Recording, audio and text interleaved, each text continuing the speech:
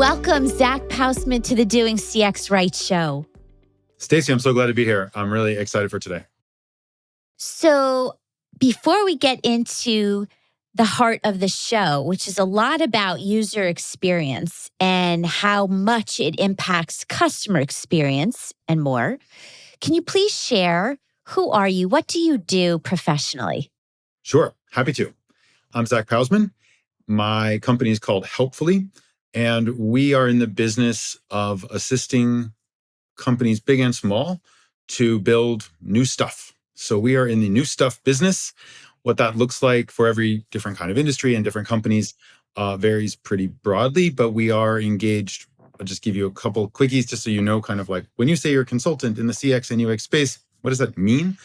We've done some research for some large hospital chains on how patients need better content. So they're thinking very deeply about kind of the content stream. What do hospitals know more than most other people? And where would they be able to intersect? And so that's been really fun, really interesting research project to create a foundation for all kinds of new content initiatives at the hospital chain. We're also working, with companies in edtech, in big data, thinking a lot about new modalities and smart spaces and AR and VR and the metaverse. So we get our chance to really dig in a lot of different places, but our job is really to help them go from idea or hunch about the world to an experience, a business, a new service that they can launch. So now you talk about experience and the metaverse. I want to pause for 1 minute because how do you explain that? What does that even mean in this new context? Yeah, I think that's a great introductory point about the real world and the virtual world and how those two things are really blending and coming together in new ways. And that's, I think, just the simplest and most easy to explain definition of what the metaverse is really going to be like and look like. It is a layer on top of the real world in which people can do all kinds of different things, take in all kinds of different experiences. But Stacy, one of the things I think a lot about and that we've been lucky to work on it, hopefully, are keeping track of this digital and in-person real life experiences and the balance point between those two things. I think we've all spent so much time, especially in the pandemic, getting more digital. So many companies are thinking about digital transformation. They're thinking about digitally delivering better experiences to their customers. So thinking about CX and digital versions of CX, and thinking about digital for all their employees as well. And the real world is also, I would just want to caution everyone, like, the real world's not going away. And when you look at the data on how much of the US economy, for example, is the digital part, what is the digital slice of the US economy? We think it's a big chunk, and it's not. It's like 8 or 9% in 2018, 2019. So even though it takes up so much of our lives and your life and my life, the real world isn't going away. People are still going to live in homes and fly on airplanes and go to stores and eat and buy and cook food. We're going to get our healthcare in both, digitally enabled ways, but you're still going to have to go to places where care happens and get poked and prodded, and they'll take your bodily fluids and spin them around in various machines. All those things are still going to happen in the physical world. And I think the metaverse is so cool, such a great, interesting trend for all of us to engage with. But one of the things that we often just temper this rush into sort of like purely digital ways of thinking, I always try to think about the real experiences that people have in the physical world and how important they are and how they're just not going away. Well, let's go into some more basics because this meta conversation is so big and fuzzy. So let's talk about, we're going to come back to that, but let's go a little bit more basic. When we talk about user experience, what is that? many people might not know, what does Sure. UX really mean? I would describe user experience, and I know that definitions are fun and they're fun to talk about at parties. But what I think about user experience is in some ways a little bit constrained. Often user experience as we'd use it in the professional world is about the rectangle, the either tall rectangle or broad rectangle, or the screen-based things that a consumer, a client, a customer experiences, and designing and creating inside of that rectangle. Mm. And what's good about that definition is it also, of course, implies that there's like a whole bunch of things happening outside the rectangle.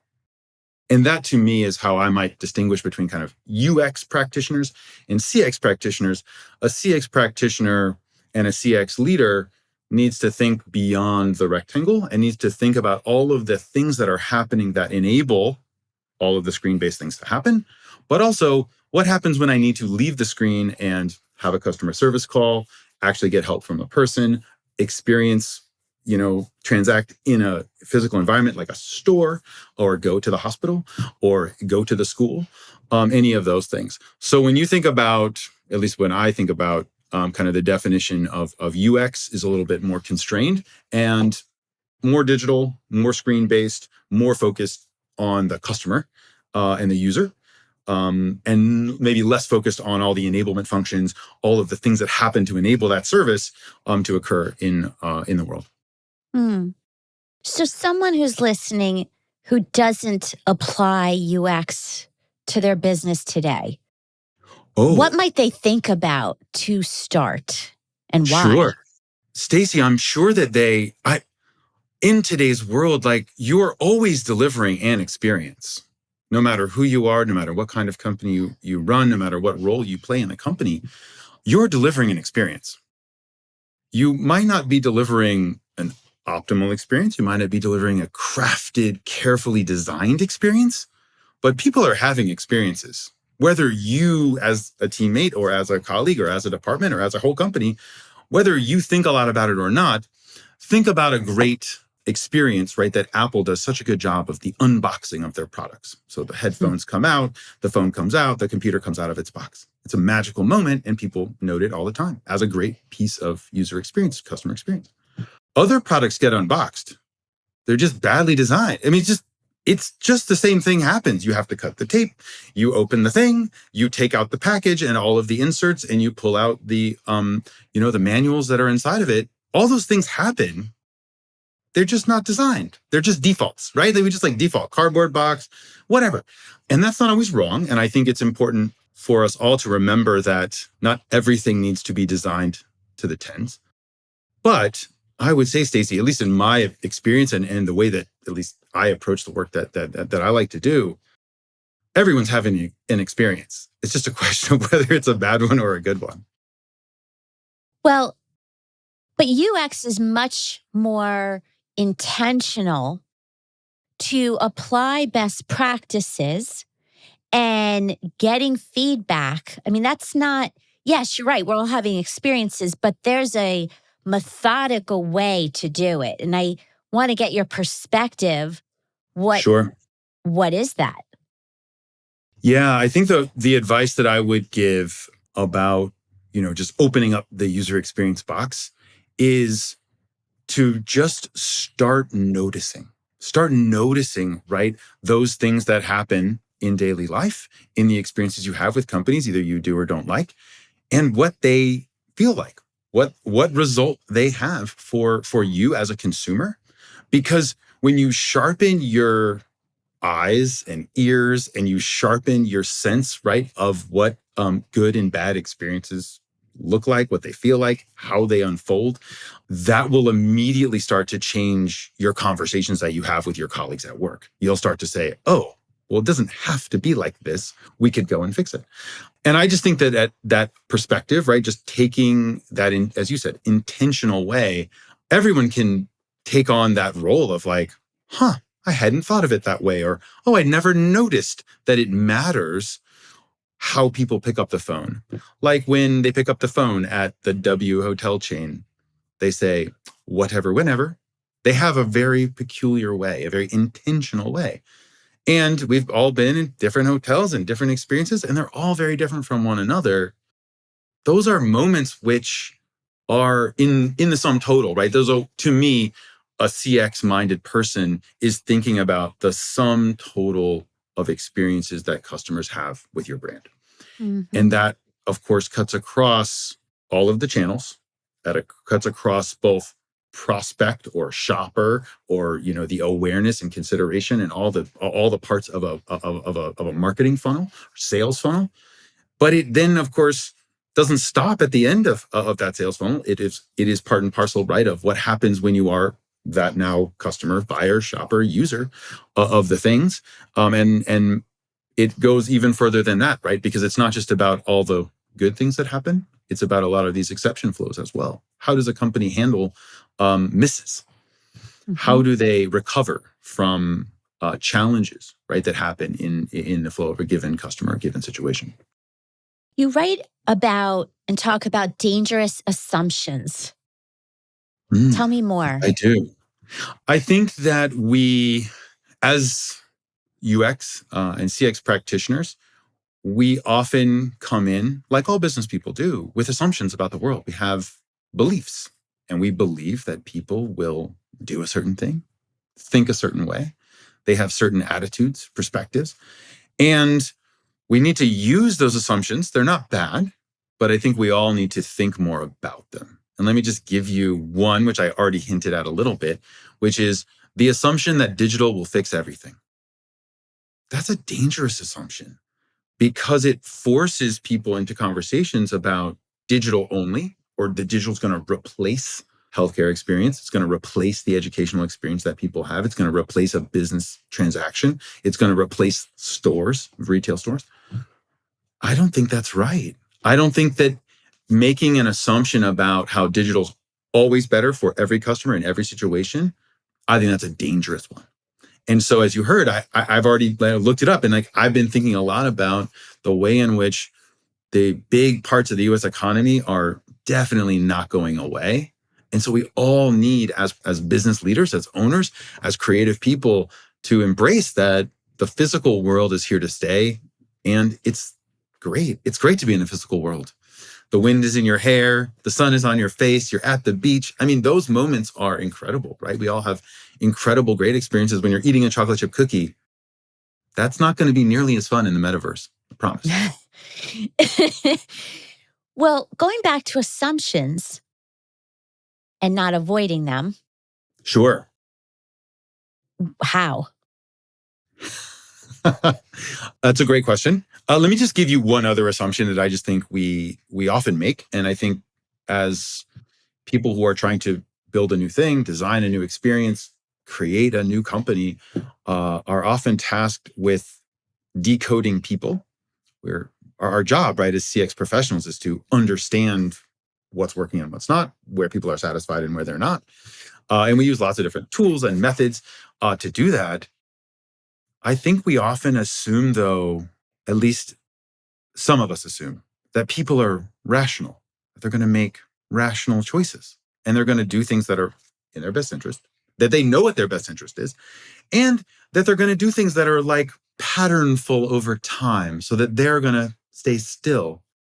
And to me, that's a dangerous assumption, where over the last 10 or 15 years, we've really started to understand so much better that people are rational sometimes and analytical in some ways, fact-based in some ways, but also they act from all kinds of other motivations and other dimensions.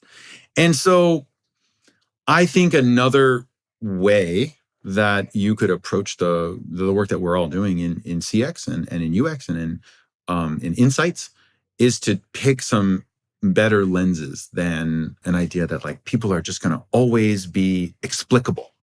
People are kind of inexplicable. And that's what makes the work that we do and the work that you get to do so interesting, is because people do not always do what we assume that they will. And our hunches, right, about people are sometimes wrong. And I think I'll just give you a couple of the things, lenses, right, that we use and that I think are really important. I think a lot about anthropology in sociology. I think a lot about like ethnographically inspired. And I just want to take like 1 second and say, like, what does that mean? We talk sometimes in research, especially about like doing ethnographies. And ethnography is just a qualitative method. It's a kind of way to understand people. It means that we want to get to their authentic lived experience. And the way to do that, of course, is to spend time with them. So ethnography is just the study of people with a very close eye on the actual daily life that they live, the lived experience that person has. And when you imagine being a CX person, we don't often get to do that. We don't get to walk around the world with our client, our customer, our user, or other teammates, employees, things like that. We don't get out in the world and see. We're often restricted or limited in the view we have. I only get a tiny piece of the email inbox of this person on one day a year. And we have to make a lot of assumptions, right, about what else is happening because we just get such a thin little slice. And ethnography is the opposite of that. It's this very thick way to understand. But I think it's really valuable to take a perspective where people are very social. They're always thinking about not just themselves as individuals. They're thinking about themselves in a subculture in their department at work. They're thinking about themselves in their community. They're thinking of themselves as a certain kind of family member. Those relational ways that people show up are really important. And I just think everyone needs to take people in their full richness. I would hope that everybody doesn't fall into that dangerous assumption, right? This worrisome assumption that people are only their work selves from 9 to 5 p.m. And I think the pandemic, right, has opened up all these ways in which we've seen more, right, of each other's spaces. We've seen each other's families. We've learned about each other's pets. And those are really good examples of like a big difference, right? As we've thought about our colleagues. I want to bring it to tactical design. Mm-hmm. So, Sure. because people are creating new products, they're creating new websites and new apps. So, talk to me about how they could approach whatever they're developing with UX best practices. What are some of those? Sure. I'll give you one that is, I think, high altitude, but important. And you'll already know what I'm going to say, which is get out of the building if you possibly can. In your CX role, I would urge everyone to spend real time in the actual environments where customers live, where clients want to do things. We did some work a little bit ago in the financial services world, and we were asking people about their retirements. And retirement is something that's very analytical, very fact-based. It's like you get all this mail from your retirement company and they send you all the mail. And of course, like everyone does, we went to people's homes and they had the big shoebox, the big like file folder full of all the things that like, I don't know if I should throw this away. We all have that moment, right? Where you get a piece of mail from your financial company and it looks very official and important and it's about your retirement. And then you're like, do I throw this away? Do I keep it? What do I do with this thing? So we were in people's homes. And what's interesting about it is most financial conversations do not happen around those artifacts. They don't happen around the paper. They happen late at night in people's bedrooms while people are getting ready for bed. And of course, I've had this moment too. As soon as my head hits the pillow late at night is when I think like, oh my God, I'll never retire, right? And that's when the conversations are sparked. But I think, learned about those rhythms and routines as we were in people's homes, not just learning from a focus group or neutral environment or learning from quantitative data. But let me give you one like really specific tactical thing I think that's valuable just in the hopefully methodology. I think it's really valuable when you think about quantitative tools, survey instruments, intercepts, other things that are highly quantitative. I think it's critical that the framing for that is qualitative, then quantitative, and then qualitative again. Because that first set of qualitative things when you're building something new is about understanding even what's happening in those daily lives, how people describe those things, how they model them in their own heads, what's their mental model for the solving of a problem that you're going to fix for them. And then that gives you so much better opportunities to write really careful survey questions, to think about a quantitative way to understand or segment the people that you care about. And then once you understand and have learned some things about those segments and have done some bigger quantitative kind of data analysis, then you can go back into the qual and say, now let's zoom in. Now let's actually understand this distinction that people are making that we did not understand before from the Yeah. quant. So I just think that like a qual, quant, qual approach can be faster and in some ways gets to the real heart of the matters in a better way than doing something which I think, I've certainly seen and hopefully certainly done it, where we would start with a big quantitative study and then try to take insights from that and the learnings we have, and then go into a qualitative, moment about what's being invented or what we're going to do next or how we're going to solve these pain points. I think listening first, then doing quant, and then jumping into qual is a really good way to go. I would add that getting deep into mental models, as you mentioned. So when we're developing let's say a new dashboard for customers to use, and I'm not talking about a specific job I've been at, just in general, different organizations. What I like to do, and anybody could copy this, is ask users what's in front of them. Before you click, what do you expect to see? And then think your thoughts out loud. And then they say, and then you say, okay, now click. And they describe, Yeah. and it didn't match. And there's the light bulb for the UX team and CX team to take back to the stakeholders to say, there's a disconnect. I think that's a great example and a really great approach. People have a mental model in their heads when they engage, when they're looking at the dashboard, when they're going to buy something at a store. They're thinking a certain set of thoughts. And those mental models are critically important, because if you can carve up the world the same way that it fits inside of someone's head, it's going to immediately feel easier. You're going to get better scores, right? In terms of satisfaction, you're going to see all of those metrics move in the right direction because it's natural and it feels right for that user or for that customer. I think the Think Aloud protocol is so good.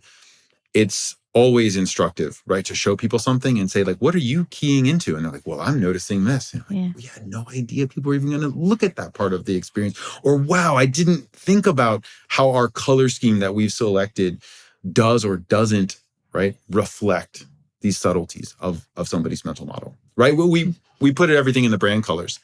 And then all these buttons are red. And it's like, this seems wrong. Even though that is your brand color, you got to be careful with these buttons.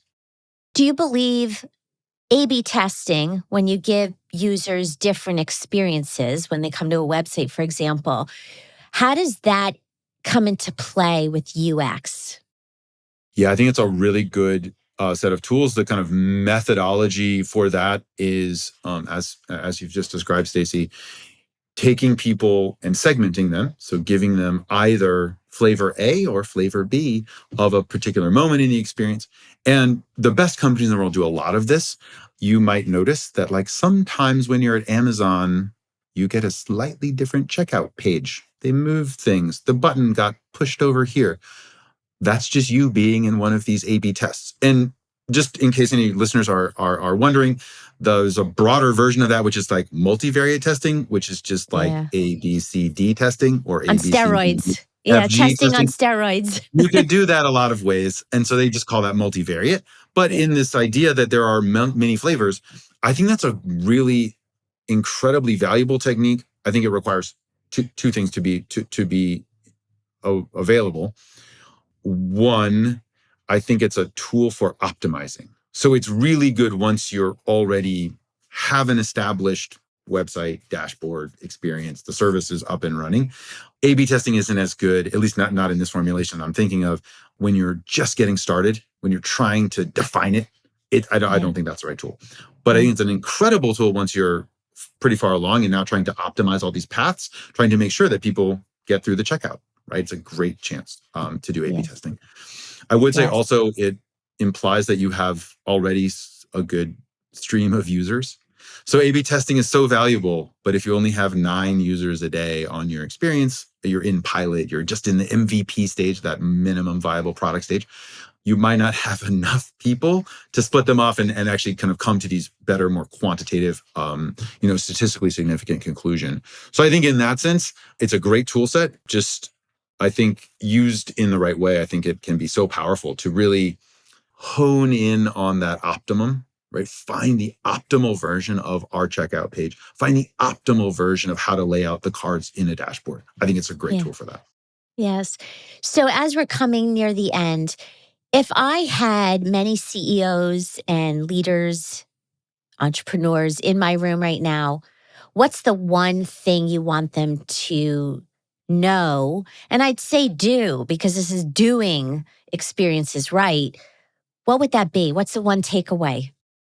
For me, the doing CX right question is always about continuous learning. So finding ways to learn every day. And as I already hinted, I would tell CEOs, and I have told many C-suites, this important truth is the answers are probably not in this room. So when you're sitting in a beautiful conference room and there's a very nice, expensive table, and maybe there's a big screen behind you and an incredible view out the window, the answers to your questions are almost certainly not in that room. They're out in the real world.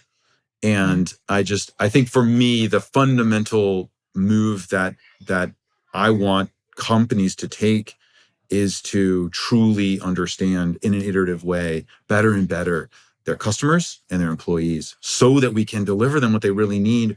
I think you won't find those needs in small team analysis. Oftentimes, I would just say for the record, those rooms are full of very, very well-educated people, wealthier people. They're full of, there are lots of biases and stereotypes, but I think those people are in general different, right, from the broad population in a lot of factors, in race, in gender, in wealth. And so those things matter. And it's so critical that you get beyond your own experience and get out into the real world. So I heartily recommend, every CEO going on Undercover Boss, going out into the real world and being an employee, interacting with customers. I love that DoorDash. I'm sure you've seen recently that DoorDash was going to ask everybody who works at the company, even their engineers and technology people, everyone was going to go and actually like drive around in their vehicle, and deliver. That's incredible. And I agree that it's not complete. It's not a full thought. It's has gotten some pushback in the CX world, and I think smartly so, but it is better than not for me. Yes. My last question is just a fun one. If you could go back in time to your younger self, 20-year-old self, based on what you know now that you didn't know then, what would you tell younger Zach? That's a great question. I would probably tell me to start sooner. So I started hopefully 6 years ago, little 6.5, little more than 6 years ago. And I'm having so much fun. And I wish I had started this sooner. I think publish before you're ready, start before you're ready, launch your app and service before it feels totally finished. You're always can get yourself, at least me, I'll just confess. It's easy for a person and easy for me to fall into that. It's not quite done yet. And I would just encourage me, younger me, and all of us to just jump and trust that you'll learn as you go. Mm, beautifully said. Well, I know people are going to want to connect with you, especially as they want to go deeper into UX and how to apply it at their business. I'll add it to the show notes, but what is the best way to connect with you? Of course, yeah. Helpfully, we are at www.helpfully.com. We're on social media channels at Helpfully Team.